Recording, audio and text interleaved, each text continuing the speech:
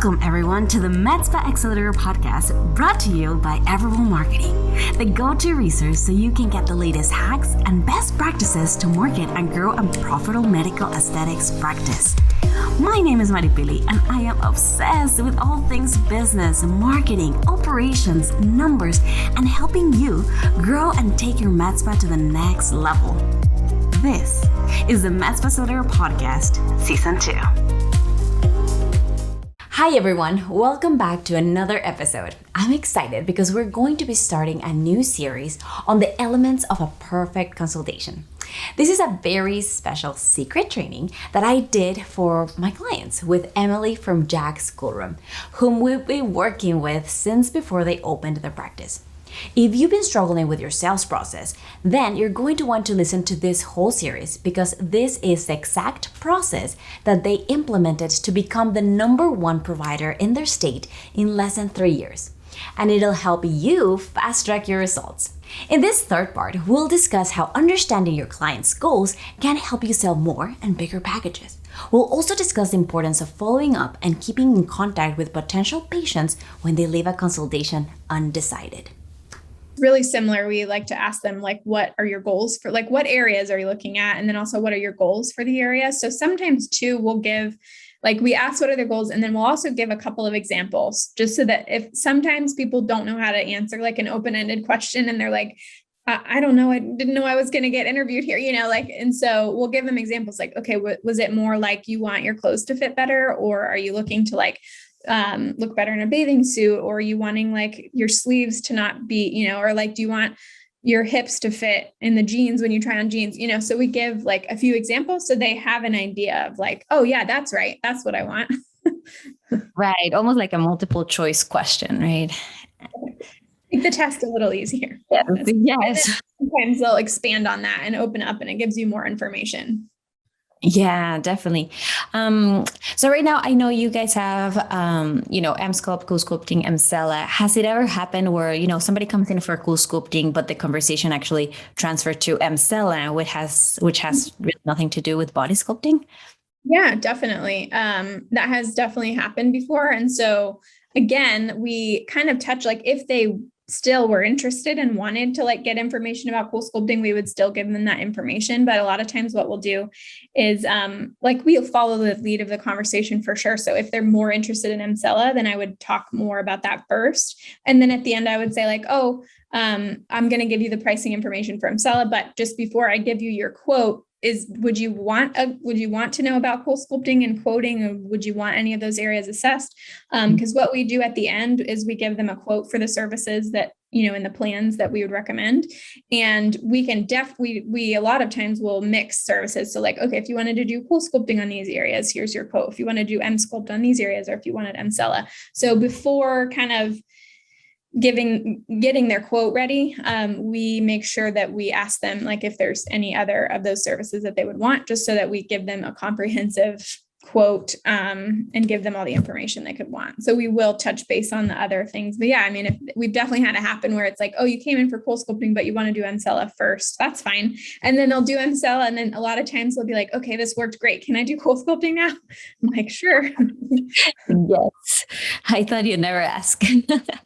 We had somebody the other day, literally her words were, one of our other team members was telling me that she had done Emcella with us and loved it, works well. And she wanted a Cool Sculpting quote. So we did like a mini consult in one of her sessions. And she was like, I've just come to the realization that you people know what you're talking about. So I need to give you a lot of money. Yeah. I like that. I like that. And see, it goes back to like, we've been talking about like knowing your stuff is like crucial to everything. It's just going to help with your confidence. It's going to help with the trust that people have in you. And at the end of the day, like you are meeting them where they're at in that buying journey. That is amazing. That is so amazing. It makes you feel good. Like I'm doing my job good. Right. It does. Awesome. So another like pretty big element that I feel like it kind of helps with a perfect consult. We went through prepping. We went through what that would look like for the room, your space, making sure that you create like a safe space for them. Going into you being prepared both mentally and then everything that you need or your props, making sure that everything's good. I know you already have like an outline or structure of what that would look like as far as the conversation, as well as, having that space to like make sure that you are introducing any other services if that is kind of how the conversation is going. So making sure that upselling, cross-selling. Do you ever have a moment where, you feel like they might not be ready financially just like yet to do something, or emotionally or physically, but you want to stay top of mind? Do you have anything to ensure that you can keep that relationship going? Yeah, definitely that happens a lot where somebody's like, they're interested, but it's just not like the right time for them. I would say we always follow up with them a couple days after the consult just to kind of see if they had any other questions. And that kind of gives them an opportunity like to think about it for a couple days. And then we keep them on our list so they continue to receive our emails. And then if there's a special like case where we really think that they, like just need more nurturing or follow up, we will just add them kind of like to our list where we follow up a little bit more frequently. And then we have a process where at the end of every month, we kind of go through the consults that didn't purchase and kind of look at them individually. And we've made notes on their charts as well. If they're like a good candidate, or, if for whatever the reason is, if they aren't doing it yet, we'll just follow up with them and kind of see how they're doing. And then another thing that I like, which I've mentioned before, is we try to get them to follow us on social media. That way everybody's always on their phone. So if they see us posting and stuff and they come to a point where they are ready to purchase, then they're going to think of us because we'll be top of mind. That's awesome. Yes. And how do you usually leave that conversation? Like before they actually leave the consult, they're like, okay, well, I'm not ready yet, or let me think about it. Like how does that actually go? So we always just say like, oh, we totally understand. You just let us know if there's any questions at all. And we always say like, I know, like as a personal example, I know I always think of stuff afterwards. I'll be driving on the way home and then I think of all these questions I didn't ask. So we totally don't mind if you just text or call us if you have any questions or if you need anything at all.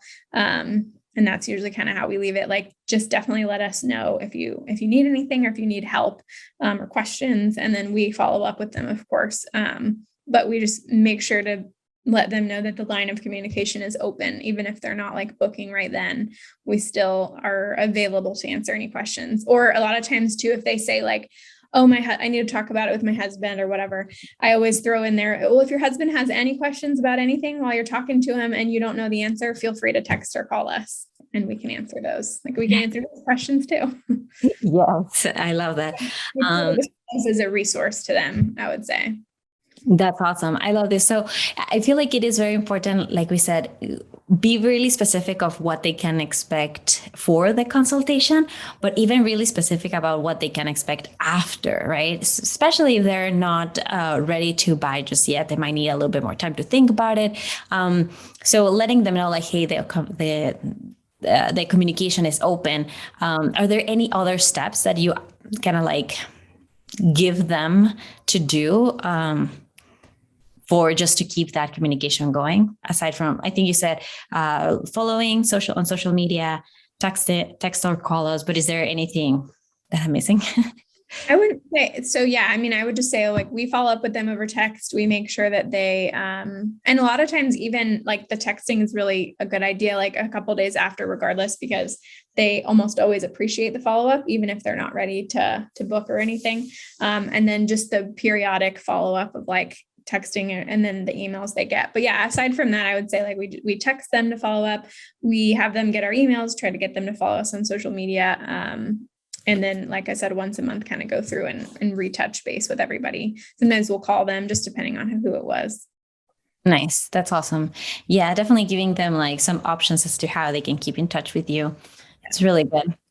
And then the other element I think that it's important is there are going to be a lot of times when they just have like objections, right? Because they might need a little bit more convincing because they're like not sure, or they might just want some more time to think about it. And there's like, several objections that, especially if you're married, I feel like you can always use that one of like, I need to talk to my husband about it, which is really like, I just want more time to think.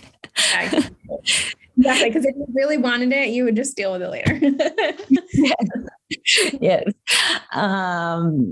So is there anything that you guys do to prep for those objections or just keep in mind as you are dealing with them? Yeah. I mean, I would say I know a lot of times in sales, they'll be like, oh, well, somebody's told us verbatim, like, if they say that their husband, like, if they say that as an objection, then you just tell them like, you don't need to talk to your husband about it. And I'm like, I'm not going to get into their marital relationship. That is not my place. So we're definitely not pushy in that way. Like we expect and know that there's going to be objections. If it's an objection that there's something we can help with or do about, then of course if they're like, oh, well, they mentioned something like if they could pay at a little bit at a time or whatever, then we're always welcome to, we're like, oh, well, we offer payment plans or we can do a layaway. Like we definitely are willing to offer solutions to any objections that we can help with. But if it's an objection where they're just like, oh, I need to talk to my spouse about it, we don't push and say like, it's just kind of how we maybe differ a little bit from the traditional of like trying to push against that, because at that point, they're going to feel uncomfortable. If they've given you a reason or excuse or objection and you're like, no, you don't need to talk to him about it. Remember you said that you hate your arms, like just do it. I just like people, it's not going to leave them feeling good. And I would feel pressured if, somebody did that to me, but I think I do like how we bring them into it of like, okay, I heard your objection. Let me know if he has any questions when you talk to him, because in your mind, then you're like, okay, well, I'm not just thinking like, oh, she just doesn't want to do it and she just using him as an excuse. I'm trying to set a stage of like, oh, you're actually going to talk to your husband about it, right? Like, okay, well, just let us know if he has any questions. But I would say we kind of don't push people into it because it's part of our philosophy of like, we're here to serve you, give you the education, offer you the solutions if you would like to take it. But like I said, if it's an objection we can help with, then we do. But if it's something personal, like I'm not going to get into that. So we just make sure we follow up with them and kind of stay top of mind, but otherwise don't push. Yes. I've also seen a lot of, and I think this is like a reel I saw on Instagram. It's like when you ask if you can pay in cash because you don't want your husband to know. I'm like, oh, wow. That too. Yeah. Please would know if I did something like, and I couldn't contain it. Like I would want to let him know. I know, right? You like I've heard that one before too, for sure. Yes.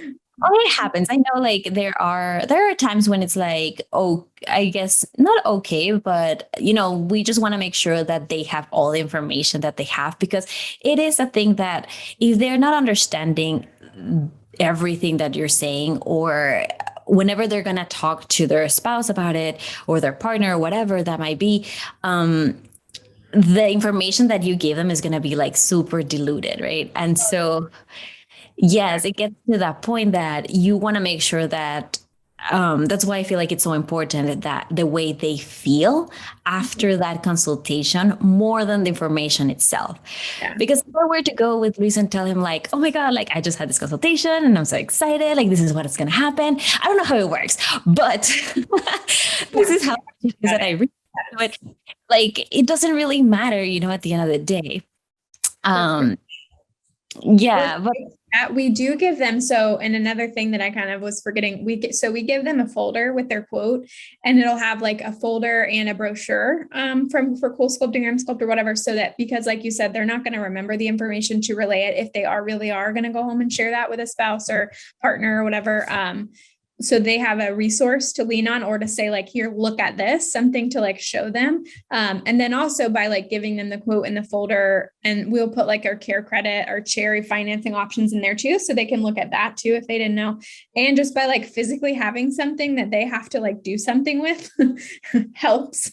And it has like a folder with our name on it too. So it's like, if it's like sitting on their counter or sitting in their car, like when they see it, they're going to remember, and just so they can physically have a copy of the quote. But I think it helps to like have something to either have to get rid of, to remember us by, or some resource to bring home to whoever they are trying to talk to it about.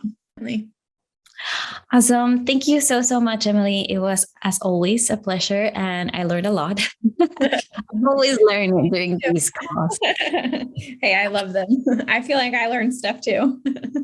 That's awesome. Thank you so much. I'll see you then next week.